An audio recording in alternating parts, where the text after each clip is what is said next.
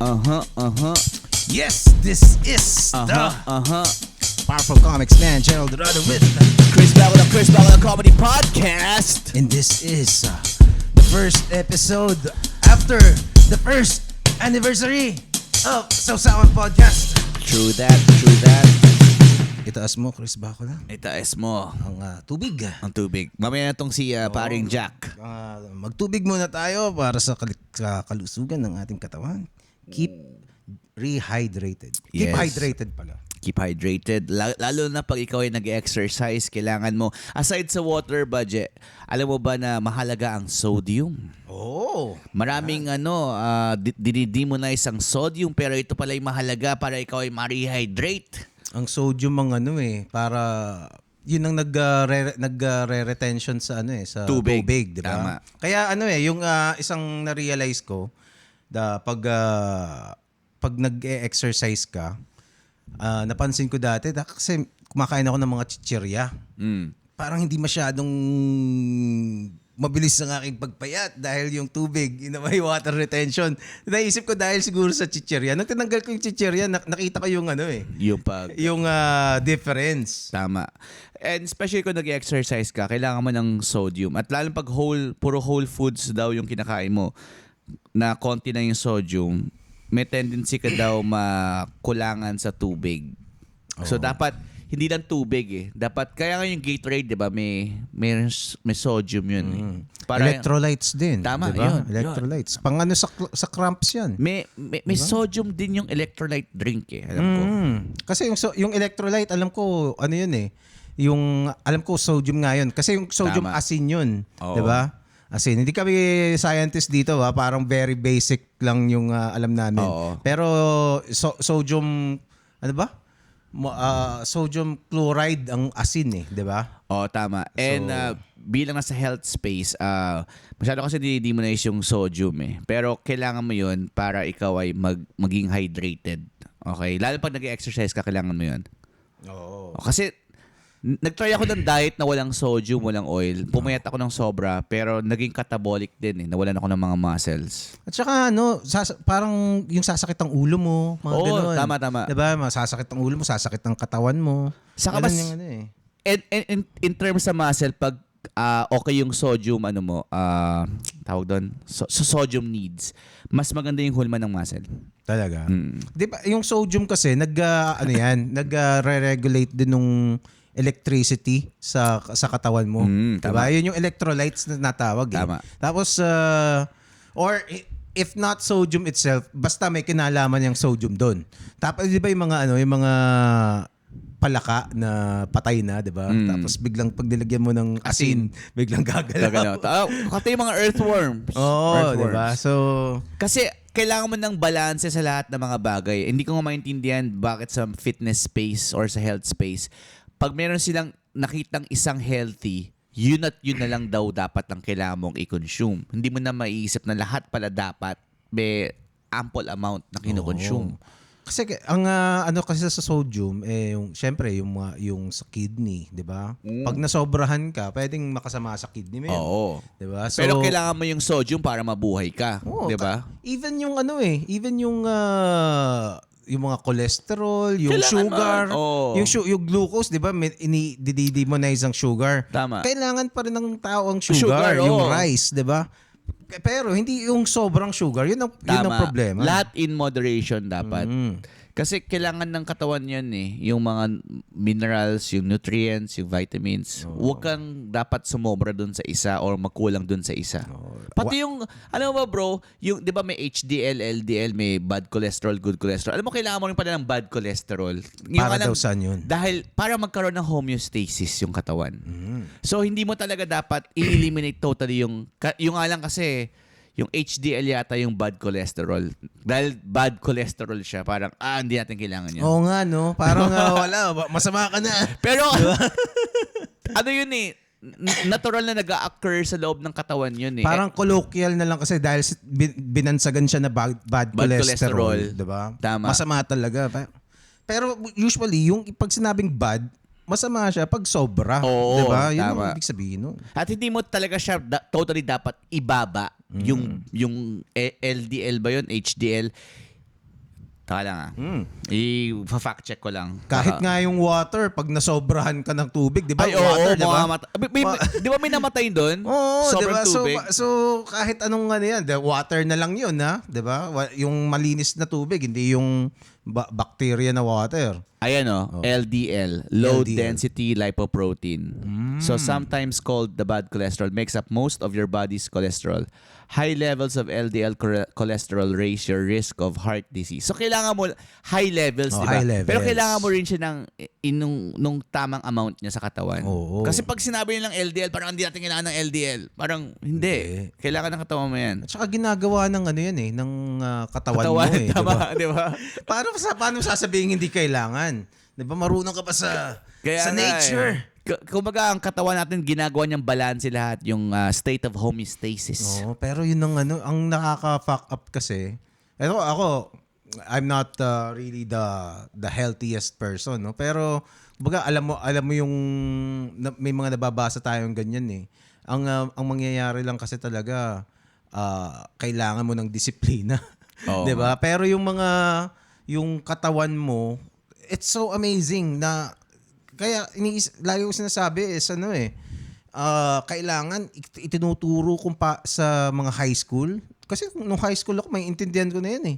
So dapat tinuturo sa lahat ng tao sa school yung kung paano nagwo-work ang katawan. Kung ano ba yung sugar, anong ginagawa ng sugar sa katawan, yung ginagawa ng fats, anong ginagawa ng glucose, sugar din yun. Tama. Tsaka yan nga, cholesterol, tsaka yung sodium. Diba? Kung nung epekto niya sa katawan pag in-intake mo, no? Kung paano makakasira at makakatulong sa katawan yung mga bagay-bagay na yan. Kasi, ang katawan kasi, ano yan eh, tawag dito, parang engineered yan ng nature para alagaan ng sarili. 'Di ba? Ang nakaka-fuck up sa atin is yung mga chemicals na yung mga tawag dito, yung mga processed foods, Highly diba? processed foods. Diba? Mga ganyan. So, hindi namin dinidemonize yung processed foods kasi easily siya and readily available eh. So, kagaya ng mga burgers, yung mga chips, 'di ba?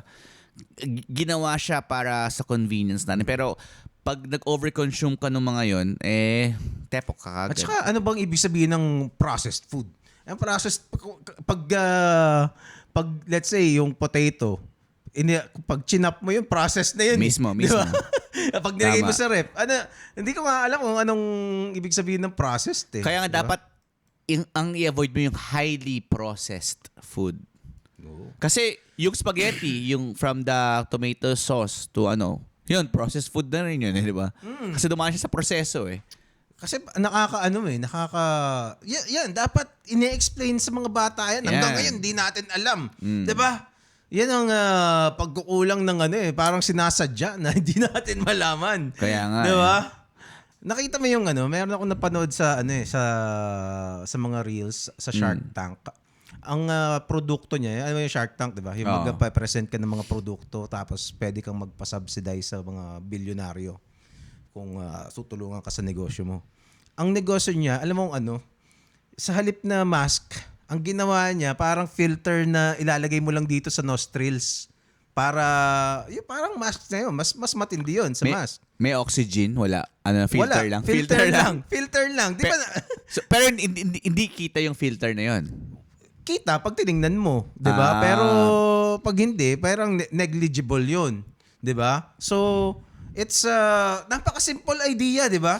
Sabi niya, kasi ang daming mape-prevent na na mga sakit noon, 'di ba? Yung mga I don't know, naging popular daw siya sa Saudi sa mga disyerto, sa mga alikabok, 'di ba? So, siya, kasi kaysa naman nakamask ka, di ba? Hindrance sa buhay mo yun eh. Tsaka hindi kita yung mukha mo. So siya, sa ilong nakakalagay? Nakalagay lang dun sa ilong mismo na ganun. Parang transparent. Tapos, sabi nung isa dun sa Shark Tank, si Mark Cuban ata, sabi, ba't hindi mo nilang ibenta sa sa mga big pharma, di ba? Sabi niya, hindi daw nila kukunin yun. At saka kung kunin man nila, i-shelf nila yun. Kukunin lang nila yung copyright o yung patent, pero hindi nila ilalabas. Kasi bakit nga naman nila ilalabas yun kung kasi magsasuffer yung mga gamot na na inaano nila eh. Yung mga cough syrup. Di ba? Why prevent it for $1 when you can treat it for $15? Kaya nga. Di ba? Tama. Ganun yung mentality nila. Ng big pharma. Saka big consumer din, bro. Yung mga, kaya nga diba yung food pyramid, may conspiracy dyan na kaya daw mas breads yung dapat mas marami consume kasi yung mga big marketing sa big consumer products, parang ang dami natin produce na bread, paano i-eliminate? Sila yung gawin natin pinaka number 1 na dapat mo i-consume. Kaya diba yung food pyramid, carbohydrates. Diba? Tapos yung pinaka-tok-tok, yung red meat. Yun yung pinaka dapat less na i-consume mo. Pero nagbabago na ngayon, di ba? Oo. Na dapat protein, high protein dapat. May official na ba na binago? Parang hindi pa rin. Hindi. Hindi official. Pero may mga scientists, yung mga dinedebunk yung nakasanayan na. Madami nang nagde-debunk, no? Oo. Lalo sa ang nakakalito lang na ngayon is hindi mo na alam kung sino papaniwalaan. Kaya nga Pero ito, sa fitness space kasi, kaya sila ganon, tinatry nila on themselves Mm-hmm. Like yung consumer, yung sa big consumer marketing, ano bang study yung ginawa at ba't carbohydrates yung kailangan, yung Kellogg's, Coco Crunch, yung mga cereal, di ba naalala mo yun na pag mag-breakfast ka, huwag ka na kumain ng Whole Foods kainin mo yung Kellogg's, tapos lagay mo ng milk, yun na yun, complete breakfast. Pero carbohydrates lang yun Oo nga. Di ba? So, kumbaga sinasabi nila that it is one of the unhealthiest food diba? ever. Pero nung araw, it was okay na, healthy, may milk kasi.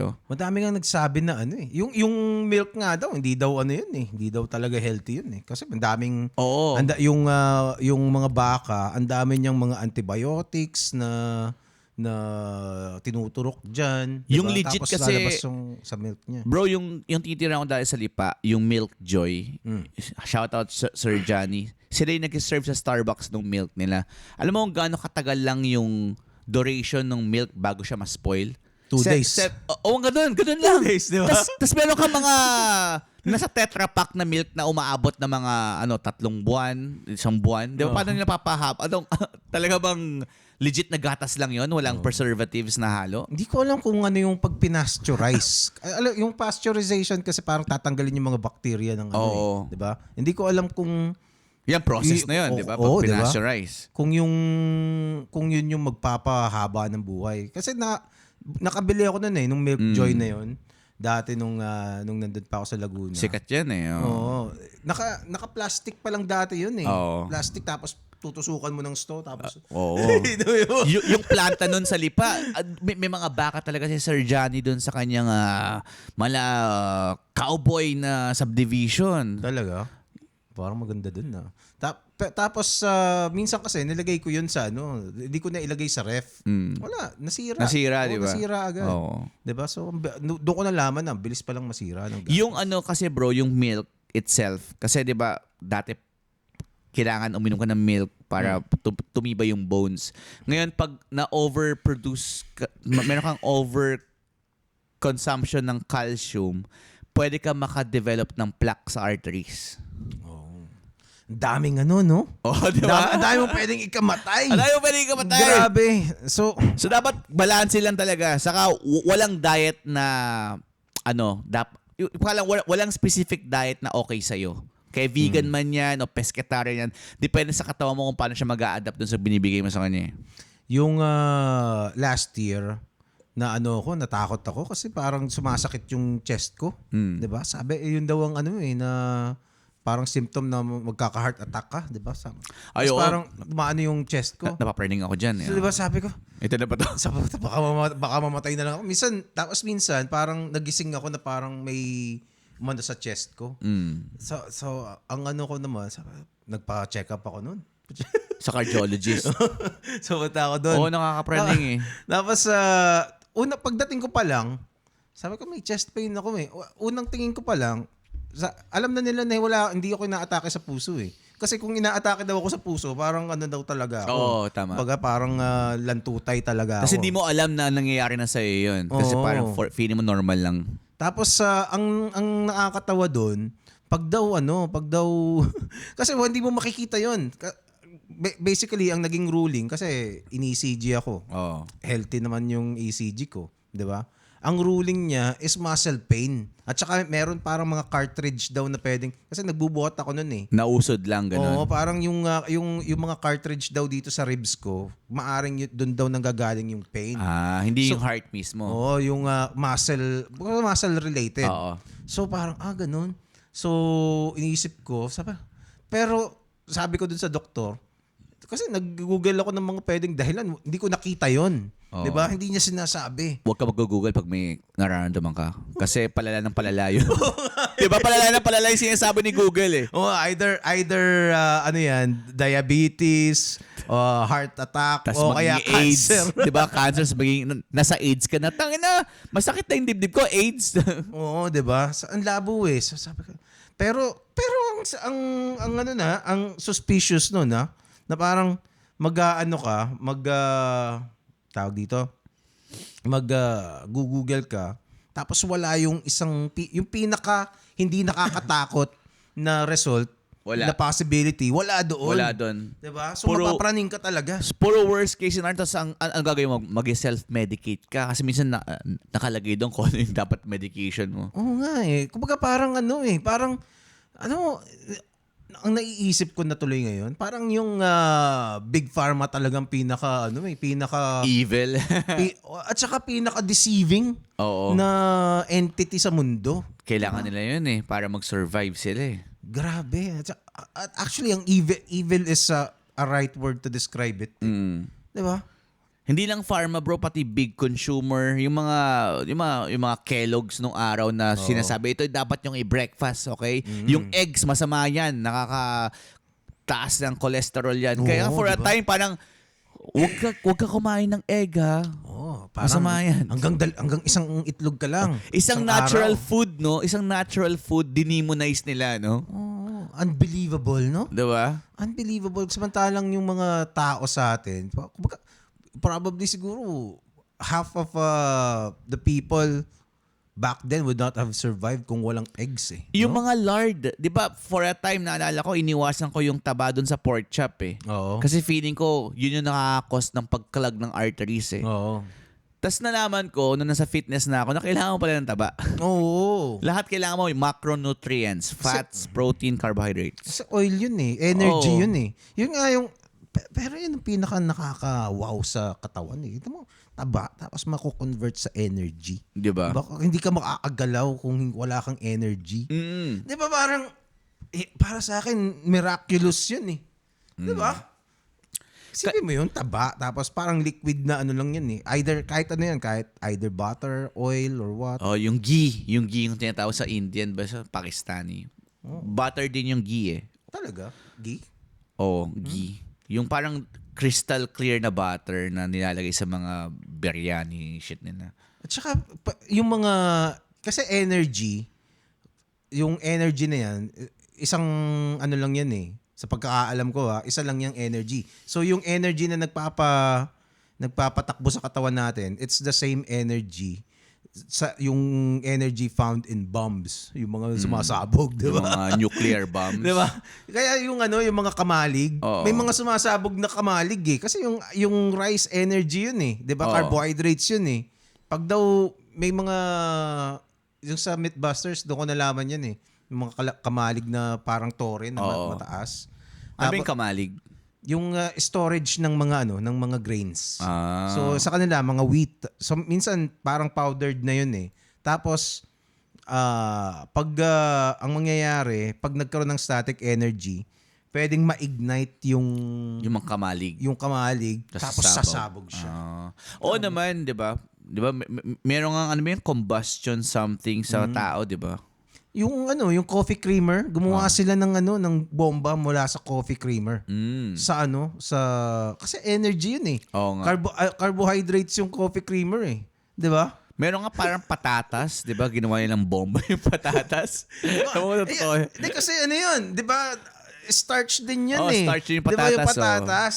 May napanood akong documentary ba yun o something? Basta yung patatas ginawa niyang bomba. Di ba? Actually, lahat naman. Physical, pagdating sa physics, lahat ng bagay may stored energy. Kaya nga. Kasi pag ito, sinunog mo, stored energy yun yung apoy na yun. Pwede mo nga tayong ihalin tulad sa isang machine, di ba? Yung human anatomy. Actually, doon nga structured yung mga machine sa atin eh. Kung paano tayo nagpo-produce ng enerhiya, paano tayo nag-rest, di ba? Nag-generate ng force. Paano tayo mag-sex? Mag-sex, maglalabasan, kung paano tayo nalulungkot, nade-depress. Oo nga. Speaking of depression, Je, nung nakarang araw, habang ako nag-drive ako'y napaiyak. Bakit? Nalala ko Mukhang alam ko na. Pero sige, ikwento mo. Naalala ko pa si Sofia. Hindi ko inaasahan. No. Kasi madali ako makalimot pag meron akong Sa babae. love. Para akong si Mike Unson. pag may dati kang kasama, para sa akin pag may babae ako, tas naging ex ko na, madali ko na siyang i-eki sa buhay ko Wala na akong nararamdaman. Pero sa pagkakataong ito, Sa pagkakataon nito, kasi sobrang akong abala sa work ko sa gym Oo. Sa pagkakataong ito, nung natapos na yung day's work, medyo na overtime pa nga ako doon ko na feel na nag-crash down yung katawan ko, tapos naalala ko siya habang nagda-drive. Yung mga, yung kami sa bahay, Dito? yung namamalengke, hindi ko matanggap na wala na siya noon Talaga? habang nagda-drive ako. Kasi ang laking bagay niya sa akin, doon ko na feel na, tama, yung kasabihan, you'll never know what you got until it's gone. Kailan mo ba huling nakausap si Sofia? Pumunta pa siya dito pero hindi ko na siya kinausap. Kinuha niya yung mga gamit niya. Kailan yun? A month ago. A month ago? Tagal-tagal na rin. A month ago. Kasama niya yung atin niya, tapos yung asawa ng atin niya, sa mga pamangkin. Tapos nakiusap siya sa akin na please, pag pumunta ako dyan, kasi alam niya madaldal ako, mahilig ako mag-away, di ba? Huwag mo na ako awayin. Tahimik ka na lang. Tapos andun. Nakita ko siya dito for the last time. Hindi ko nga siya matignan, bro Hindi ko siya matignan sa mata niya, sa mukha niya. Nakayuko lang yung mata. Kasi sa sobrang galit ko Sa sobrang galit ko na nagginawa niya sa relasyon namin yun. Ginawa niya. So parang 5 stages of grief nung time na yun, nasa anger stage ka pa. Oo. 'Di ba? Ano ba yung 5 stages of grief na yan? Anger, tapos teka. Ito sa search natin. Ay, sige, gusto ko pakita sa sausawan. Sige. Subukan natin. Teka. Pero ano mo na? Ito, denial. Denial. Tapos anger yung sumunod. Tapos bargaining. Depression. And acceptance. Teka. Naglolo ko yung So, nasaan ka na ngayon dyan? So yung denial, ang simula, yun ang una? yung denial kasi hindi ko alam na may problema. Kasi 'di ba lumaya siya. Oh. Lumaya siya sa bahay. Akala ko okay kami. Okay siya sa setup namin na parang housewife siya. Tapos ako nag-work. Parang hunter ako. Oh. I'll leave you at home. My babe. At babalik ako at I'll bring the food sa table. Parang ganun. 'Di ba? Inantay lang niya ako. Pinagluto niya ako. Yung ganun, typical housewife. Denial ako na hindi pala niya gusto yun. Okay. Tama ba yun? Pero hindi kami pa parang, nun Oo, hindi Kayo pa yan. nun. Hindi yun. Hindi pa. yun. Well, anyway, nagsimula yun doon kung ba't kami naghiwalay. Tapos naghiwalay kami. Actually, siya nakipaghiwalay Ayaw na raw niya. Kasi nga yung issue na hindi ko pwede sabihin on air. So, in denial ako na mahal ko siya. Tama ba yun? O may problema kami? Hindi, parang ang denial dito sa pagkakataon na to is hindi ka pa naniniwala na wala na kayo. Tama. Ganun. So hindi ka pa parang di pa nagsisink in Na feeling ko babalik ka pa, mga ganyan. Nagtatampo lang siya, Oo. maayos to. Maayos pa. Yan. Bigyan ko lang siya ng space. Ngayon, bro, nung naging galit na yun, Oo. siya naman yung bumalik. Anger na. Okay. Naging galit na kasi ang tagal niya nawala sa akin Para siya naging si Edward sa Twilight. Oh. Di ba si Edward umali siya ng napakatagal-tagal kaya nga umentra itong si yung werewolf. Oo, pangalan nun? Si Jacob. Jacob. Oo. Umentra. Pero bumalik din naman si Edward. Ito, hindi siya bumalik eh. Nung bumalik na siya nung galit na ako. Ako si Bella sa pagkakataon na to. Galit na si Bella. Galit na si Bella. Your boy, Bella is mad. So, galit na ako, 'di ba? Lahat nung pag-iintindi ko, nauwi na sa galit. Oo. At nung time na nagiinuman kami nila Attorney Sid sa ni Myron sa bahay ni Attorney, nag-chat siya Oh. na pupuntahan daw niya ako.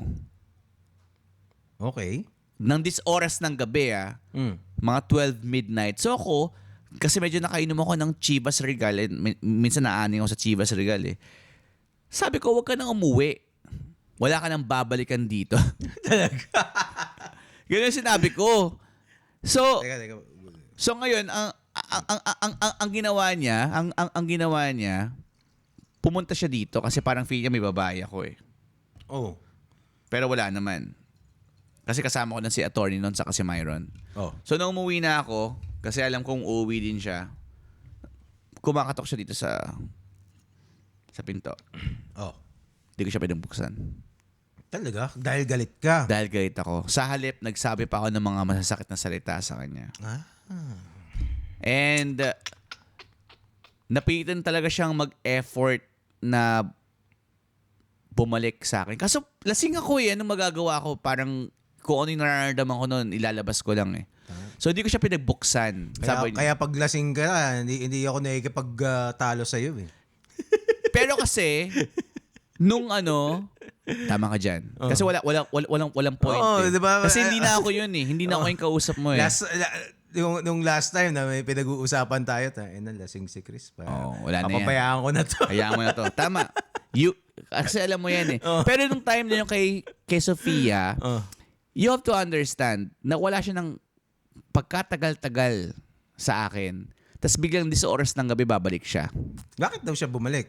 Hindi ko na alam. Basta ayoko na siyang pabalikin. Kasi parang matapos mo kong Pinaglalaroan mo na lang ako sa Pia. tama, hindi ko alam nasaan ka, kung saan ka nakatira, kung ano yung ginagawa mo, tapos sa oras ng gabi, bigla kang babalik sa akin. Anong gusto mo, matuwa ako? Parang feeling mo ba, hihinto yung mundo ko? Siyempre, kailangan magpaka-busy ako, di ba? Oo. Pero kung ano man yun, siyempre meron akong paghisisi na dapat sana binuksan ko na pala yung pinto. Sa bagay. Oo nga. Pero hindi ko na maibabalik yun eh. Pero kung doon sa demeanor niya na pumunta, anong mangyayari sana? Wala. Feeling ko mag-aaway lang yun, kaya hindi ko na binuksan yung pinto. So hindi rin siya, no? Hindi naman na hot sex ang mangyayari sa tingin mo. Hindi, lasing ako. Kilala ko yung sarili ko nun, bro eh. So, alam mo naman, di ba? Kung kilala mo yung sarili mo, alam mo yung dapat gawin mo. So, hinayaan ko na lang hanggang sa nawala na yung mga katok sa pinto at nakatulog na ako. At kinabukasan, Gaano siya katagal kumatok? hindi ko na alam eh. Masagit lang. Siguro mga 10 minutes, ganyan. Tapos umalis na siya. Sabi niya, hindi pa raw siya alis pag binuksan yung pinto. Sabi ko, hindi ako nag-reply. Pero nandito lang ako nun. No? Nakiga. Tapos siya kumakatok siyang ganun. Ang arte mo, Chris Bacula. Ang arte ko, pero nasaktan kasi ako, Jay. Yun nga, di ba? Matagal Hurt ako ka nun. pinag-antay, umiyak ako, humihingi ako ng sa kanya ng makaawa na please bumalik ka na sa akin. Kinakantahan ko pa nga siya ng umuwi ka na baby, umuwi ka na baby. Habang naiiyak ako maaring biro Puta sa inyo. na talaga.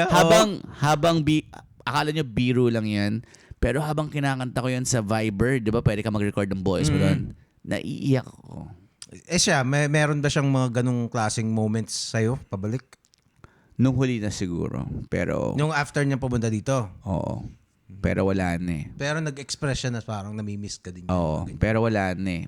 Matigas na. Yung ngayon, anger. No. So, nasa anger ngayon, nasa depression ka ba o nagbabargaining ka Hindi na? ako umabot sa bargaining eh. Kasi nga parang ako Pero hindi ka pa wala ka pa sa acceptance. Wala pa ako Wala ka pa sa acceptance kasi Kumaga, hindi ako umabot sa bargaining pero nasa depression mode ako nasa ngayon. depression ka pa lang Yeah. ngayon. Akala ko naabot ko na yung acceptance eh. Kasi nung time na wala siya, may naging distraction eh.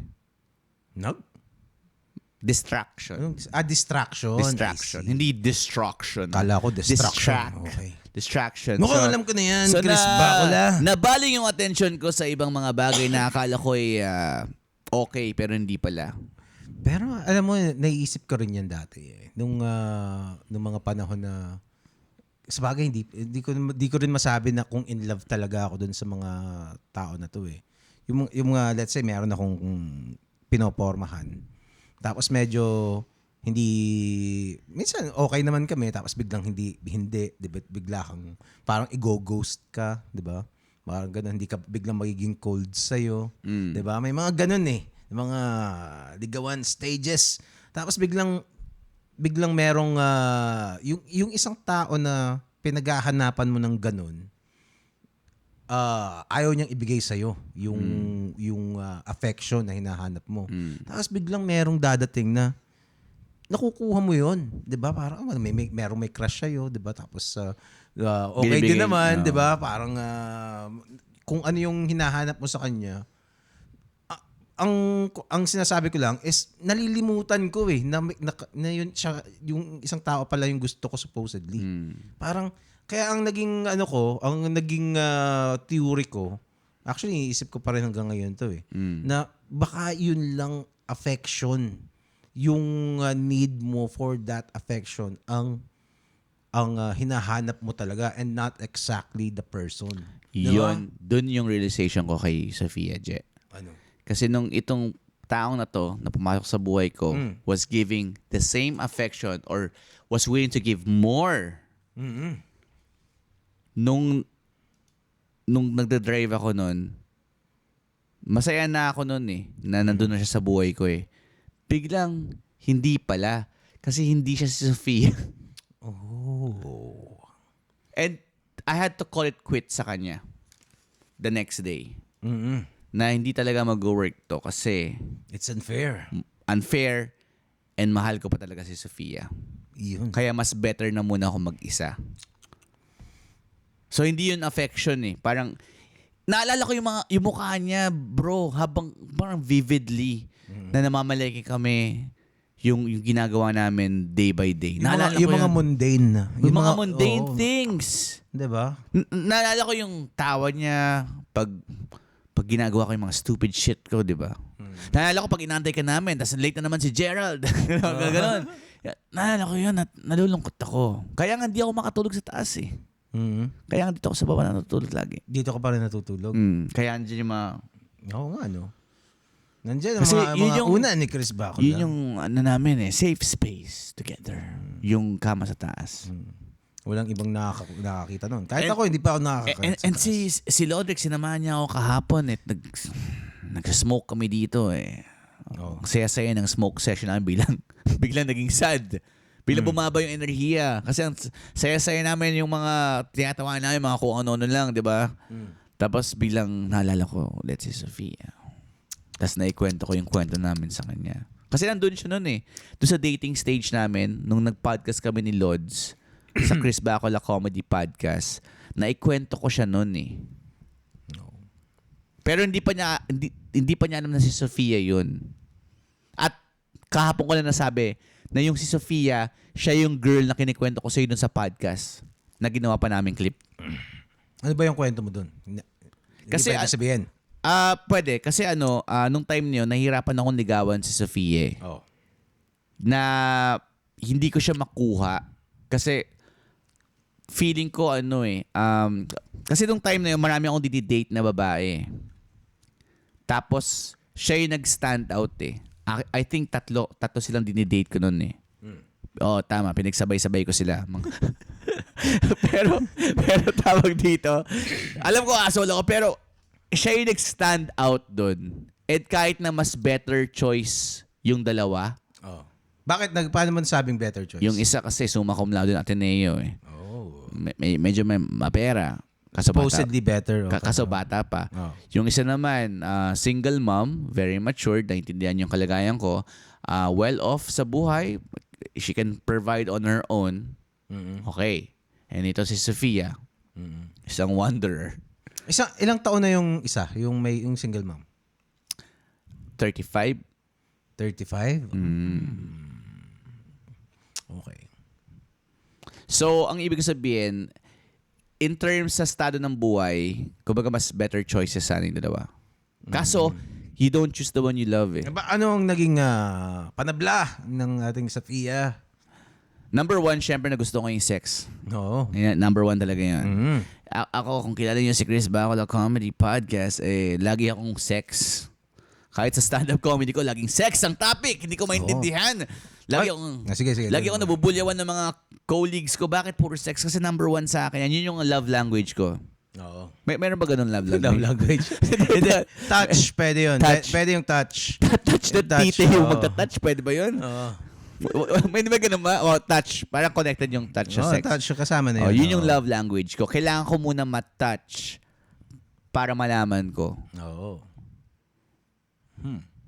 Ganun ako eh. Hindi ako yung tipo di ba may mga ibang lalaki nakita ko yung ano si Scarface. I like you. You're like a tiger. May nakita mo si Michelle Pfeiffer na maganda, di ba? No. Tapos gusto niyang kunin si Michelle Pfeiffer sa boss niya. May ganun lalaki. Ako hindi. Kailangan ma-sex ko muna yung babae. May mga, teka, mag-search tayo ng mga love languages. Magkwento ka muna dyan. So, kay Sofia, kaya siya nang ibabaw kasi nga, nung nag-sex kami, okay eh. I mean, yung dalawa okay naman ng ka-sex, pero nung mas okay yung sex with her. And feeling ko mas compatible kami sa kame. And malaking factor sa akin yung pag-compatible sa kame. Oo naman. Yung tipong hindi ka lang ikaw yung napapakam, pati siya napapakam mo. Oh, yun. Yun, Tama. yung ganun, yung The ganun best yun. compatibility na alam mo kung paano siya makam. Kasi doon yung bago kong dinidate, hindi ko mapakam eh. May mga ganun, no? Di ba? Di ba? Tangina. Di ba? Parang, hindi. And to think, nasabi ko, tangina, mas biyasa pa sa'yo si Fia, napapakam ko. Ikaw, tangina, wala ka pang experience. Oo. ito yung mga 5 love languages. So, physical touch, words of affirmation, quality time, gift giving, acts of service. Sigurado ka, yan, so touchy ka ba na tao? Hindi. Kaya nga feeling ko wala naman sa 5. Kasi ito love language to eh. Ibig sabihin, ito yung binibigay mo sa kanya. Pero ang ibig ko sabihin kanina sa sex, ito yung basehan kung paano ko mamahalin yung babae. Hindi siya service na hindi siya love language eh. Kumbaga, I see. kunwari kami type ko babae, type ko siya, gusto ko yung mukha niya. Ako hindi. Ako parang type ko yung mukha niya pero sex muna kami para malaman ko kung talagang gusto ko siya. I see. Yun yung Kumbaga parang basihan mo siya. basihan ko siya Sige. para maging kasi halos lahat ng ex ko eh. Lagi kami nag-sex even Pero yung pag pangit yung sex, ayoko na siya. ayoko. Kung hindi compatible yung sex. Kasi para sa akin naman, sex is sex eh. Good sex. Sa akin lahat. Pero iba yung may compatibility kayo sa sex. Oo. Kumbaga parang ayaw niyang tsumupa. Di ba? Oo. O ayaw niyang... Tama. meron siya mga... Kumbaga, may mga restrictions siya. Di ba? Bawal siyang i-butt fuck. Oo. I mean, ang ibig Ayaw sabihin, niyang dumila ng puwet. example lang yun ha. Hindi ginagawa ni Sofia. Pero ang ibig sabihin, nagmi-meet kayo sa gitna kung ano yung pwede sa akin at pwede sa kanya. Oo. Okay yun. Kasi Diba? may mga kilala, Satisfied ka, kumbaga. may mga kilala ko may asawa bro, ayaw silang i-BJ ng mga asawa nila. Oo. Asawa na nila yun ha. Kaya nga, asawa diba? na nila yun. May mga ganon. Anyway, So, ano pang idadagdag mo sa iyong kwento? so Chris ito kasi Bacola? si Daniel Padilla, si Raulo eh. Hindi, mamaya natin tuloy yan. Tapusin na natin itong Tapusin episode natin, na to. Diba? Kahit hindi ganun kahaba. Sige. Ilan tayo? 39 minutes? 40, Okay. 40 minutes? Pwede na. Oh. 50 minutes. Sige. Yun, so, nakalimutan ko na talaga siya. Oh. Di ba na-trigger ako doon nung nag-drive ako? Tapos na-trigger siya ulit nung kay Daniel Padilla, Catherine Bernardo breakup. Talaga? Kasi syempre parang breakup, di ba? So naungkat na naman yung mga breakup, di ba? Tangina tinadtad yung mga Facebook timeline nung issue nila, di ba? Totoo ba yun? Di ba?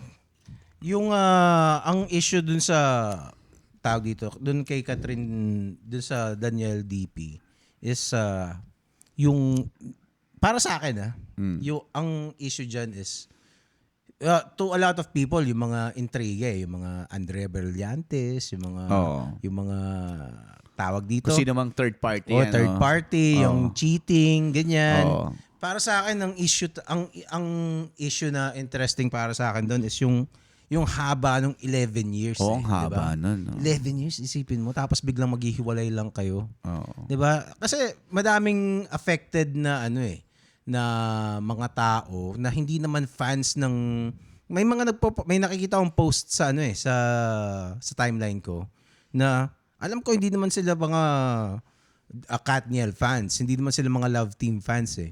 Galit nga sila sa Love Team eh. Pero nagpo-post sila about it. May something. Kasi naiisip ko, bakit sila invested dito? Kasi naisip kong maaring dahilan is kasi 11 years. 11 years. 11 years nga naman, tapos biglang walang nangyari. Nakanood nga ako ng pelikula ng dalawa eh. Oh. Dahil may date ako nun eh. Gusto niyo manood nung ano ba yung pelikulang may simbahan sa Spain? Yun, panood ko yun. Hindi ko alam eh. Wala nga ako napanood kahit isang pelikula ng mga Ganon sila katagal.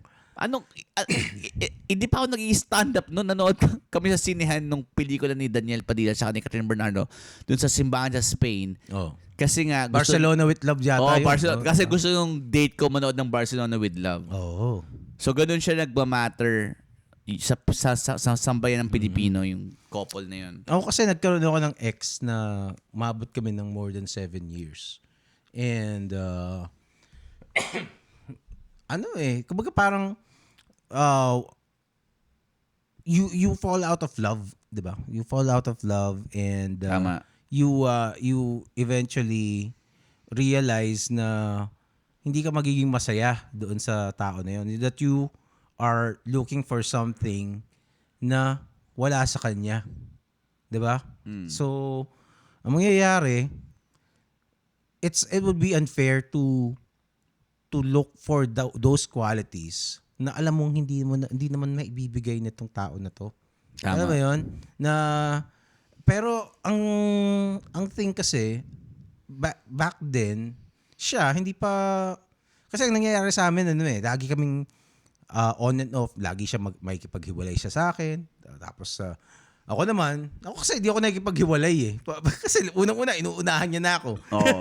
'Di ba? Sakit sa ulo nun. So, tapos biglang magkakabalikan kami, 'di ba? So, by that time, na parang nakakasawa na rin. So okay, nung naghiwalay kami, sige, tuloy na natin to. Huwag na nating balikan. Kasi parang, kung hindi naman ako papayag na magkabalikan ulit tayo, hindi na ulit tayo magkakabalikan eh. 'Di ba? So, pinanindigan ko na hindi na tayo magkakabalikan. Hiwalay na talaga. Kasi this will be the last time. May ganung ugali ang mga kababaihan eh. Yung tipong aalis sila. Oh. Tapos, hindi ko lang kung magpapahabol ba sila. Basta gusto nila umalis. Tapos bumalik ulit. Doon sa case ko, parang parang naging routine na lang kasi. Yun nga. Diba? Parang naging routine na lang na makikipag-iwalay ako sa'yo kasi nagtatampo ako sa'yo eh. And ganun, Diba? ganun si Sofia kasi ganun din yung ate niya eh. Pag galit siya doon sa asawa niya. Lumalayas din, nag-check-in pa nga sa hotel eh. Tapos parang, sige, habulin mo ako dito. Magpapalamig. Okay lang sana ako magpapalamig ng ulo. Pero at certain point, it would become in my case kasi, meron din kasi ako nakita na wanting na qualities na hindi ko nakikita sa kanya. And hindi ko siya nakita for a very long time na alam ko sana, at the back of my mind, parang I wish she'd be like this. And she never became like that. And I knew na hindi naman siya required na maging ganun para sa akin eh. 'Di ba? Hindi ko naman siya pwedeng persahin, 'di ba? Kaso feeling niya she's obligated to. Na Na maging ganun pag ikaw yung kasama niya. Well, hindi naman eh. Actually, na-express ko naman yan eh. Kasi hindi siya masyadong interested dun sa ibang mga bagay na hindi mo kasi interesting sa mabasa akin. talaga yung babae, bro. I mean, minsan yung sinasabi niya salungat sa pinapakita nila eh. Oo. So, ang nangyari, yun nga, parang, okay, hindi na, kumbaga, parang naghahanap ka ng wala sa isang lugar. Tapos alam mong wala doon, 'di ba? So parang kang tanga. And I knew that the mature thing to do is to just accept na wala talaga Pero ang and hirap move on. siguro kasi mahal mo siya nun eh. Oo naman. Kasi hanggang ngayon, yung mga minahal mo dati, special naman talaga sa puso mo yan. Diba? Siguro kaya hurting ako kay Sofia kasi dude, nasa midlife na ako eh. I'm 40. Mm-hmm. Turning 40 next year. Kasi akala ko parang I found peace sa kanya eh. Mm-hmm. Na siya na talaga na kunwari pagsisikapan ko, sisipagan ko dito, mag-i-excel ako sa work ko. Gagawin ko lahat para sa kanya. Tas ayoko sana mawala siya. Kaya ko ginagawa yun, gumising araw-araw pagluto siya.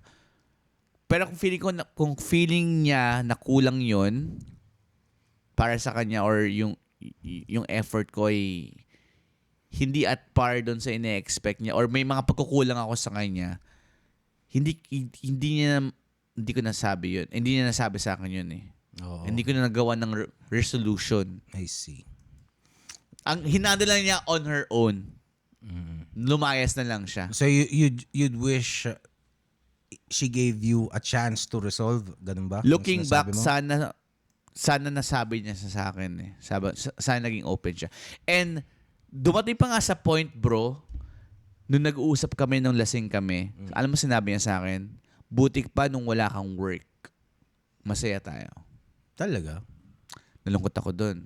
Kasi naalala ko yun, nag-flashback yun nung nag-smoke kami ni Lodrick eh. Sabi ko, Lods, kung ginawa ko yun, mawawala rin siya sa akin. No. Kasi wala akong pera. Pero parang pelikula nga eh, nung sinabi niya sa akin. Kasi parang alam mo yung eksena sa pelikula na parang, naalala ko yung scene sa Game of Thrones, bro eh. Sayang, hindi mo napanood eh. Napanood ko na. Merong scene doon si Jon Snow kasama niya sa Ygritte. Oo. Nag-swimming sila doon sa isang hot spring sa loob ng ice cave. Oo. Tapos sabi ni Ygritte sa kanya, wag na tayo umalis sa cave na to. Wag na tayo umakyat sa wall. Dito na lang tayo sa hot spring na to. Mag-sex na lang tayo. And takasan na lang natin itong yung mga mundo. tao. Yung tao sa yon. Tapos sabi ni Jon Snow, hindi kailangan kong gawin yung duty ko eh. Oo nga. So ginagawa ko na yung duty ko ngayon, mag-isang buwisit na yan. it's pero tama ka eh. Tama ka naman eh kasi eventually kung hindi ka makakapag-provide, hindi rin siya magiging masaya. Tama. 'Di ba? And totoo naman yun eh. And parang kaya ko siyang bulahin for too long until ma-realize niya, tangina walang trabaho tong hayop na to, iwanan ko to. Binobola. Ano to? Si Romeo ba to? Tapos ako si Juliet. Alam mo yung isang nasabi ko na yata dito sa podcast yun eh, yung parang in love ka lang sa isang tao dun sa idea na gusto mo siyang maging. Or parang 500 Days of Summer yan. Diba? Ayun ba yun, diba? Parang, minsan kasi in love ka lang na parang, sana, meron kang ini-imagine, meron kang ideal guy or girl na ugali niya, itsura niya, diba? Feeling mo. Tapos, meron kang mold, tapos you will pick somebody na i-fit mo dun sa mold na yun. So feeling mo, si Sofia ganun tingin niya sa akin? Di ko alam. Na meron siyang mold, tapos parang, eto yun eh. Tapos, Ano ba yung pagkakakilala niya sa'yo nung simula? Alam mo yun. Ano yung impression niya sa'yo? hindi. Siguro wala pa siyang impression sa akin. Pero kung meron mang impression, siguro, baka rich kid to. Ganon? Kasi the way siya magsalita, tas kung umasta siya. Feeling ko lang. Oo. Tapos, pero, tinanggap din naman niya eh. Mm-hmm. Kung ano yung totoong Chris eh. Mm-hmm. Eh, tumira nga siya sa bahay, di ba? Mm-hmm. Tapos, kaya nga nakakalungkot eh. Kasi, marami din siyang adjustments na ginawa niya sa buhay niya. Mm-hmm. Marami siyang binitawan ng mga tao sa buhay niya para makasama ako. Alam ko, kumbaga, may idea ako kung anong mga ginawa niya. And, Diba sabi ko nga, believe nga ako dun sa ano nyo eh. Kung pwede lang nating ikwento. Hayaan mo na, Jet. Diba? Kung Maybe, pwede lang nating ikwento, maybe. Pag naging 60 na tayo. Oo, kung pwede lang sanang ikwento, napakaganda ng kwento talaga. Pag malapit na ako mamatay, ganyan. Napakaganda ng, hindi napakaganda. Napakalupit ng kwento ng, kung alam nyo lang ang mga detalye sa istoryang ito. Oo. Sana pag nagkasama-sama tayo ni Lodrick for Smokes, ba't parang lumabo yung ano, Je? Hindi. Ay, mata ko ba lumalabo? Baka lumabaw mata mo. Diyos ko po, ano ba nangyayari sa akin? Baka naiyak na ako. Hindi, pero yun, sana ma-accept ko na nawala na. Cheers, pare. Kaya nga gustong-gusto ko yung kata ni Usher, yung Good Good eh. Alam mo yung kata ni Usher? Hindi eh. Hindi ko alam yun. Tungkol yun sa isang babaeng ex na niya, tapos kahit na hindi siya parang sabi niya, right place, right one, wrong time, ganun. So para palang yan, parang Barry Manilow. Parang, we had the right love at the wrong time. Parang ganun, Je, ang Parang siyang love story yung sa amin ni Sofia. Love story naman talaga. Sa sobrang, kasi hindi siya ganun kaikli, hindi siya ganun kahaba, pero sobrang pasok lang siya doon sa, pwede mo siyang ikwento sa mga apong mo. Alam mo yun? Pang chick flick. Pang Titanic shit.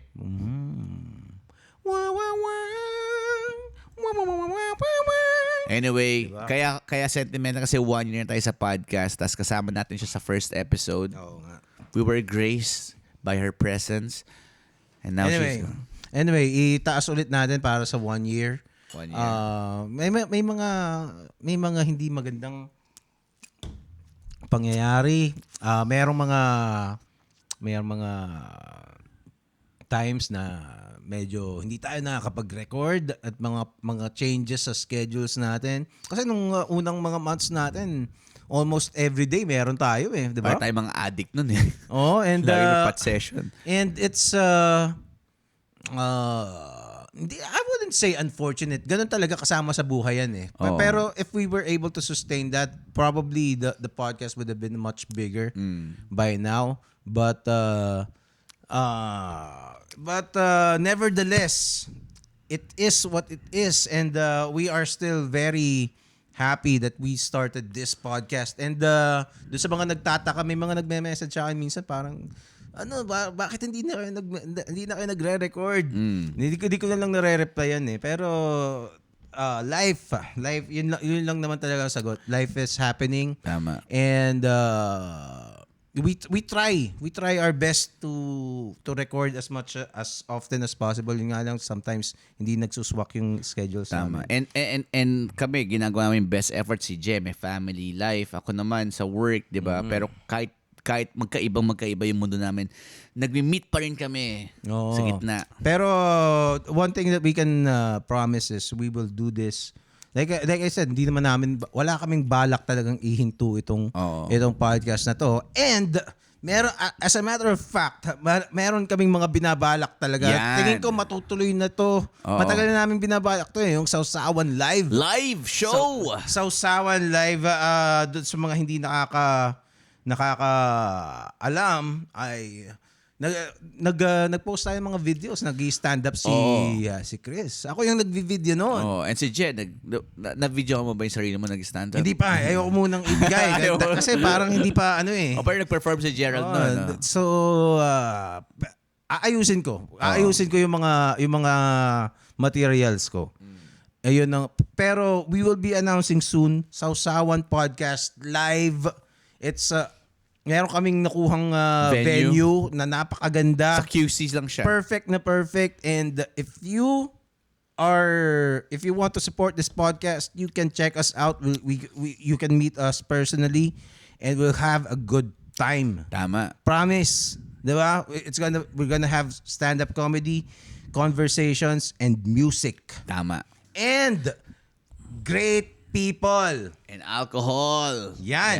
Diba? Great people kasi ang kukul ng mga nakatambay. Mga artists. Legit artists yun. Pwede kayo makipag-jam, di ba? Yes. Yung mga musikero especially, magja-jam tayo. sobrang saya. Sobrang Sobra. saya ang mga ano namin. Si Jenga sobrang nag-concert doon eh. Oo, di ba? Next year siguro maayos na yung boses ko. So, mas maganda na. Hopefully January, we will kick off that live show. Yes, 2024. Well, i-promise na natin, mangyayari ang Sausawan Podcast Okay. Live. And basta, abangan nyo na lang ang announcements about it. Okay, tutok lang kayo ha. Okay, so yun muna. And with that, we are out. Paalam.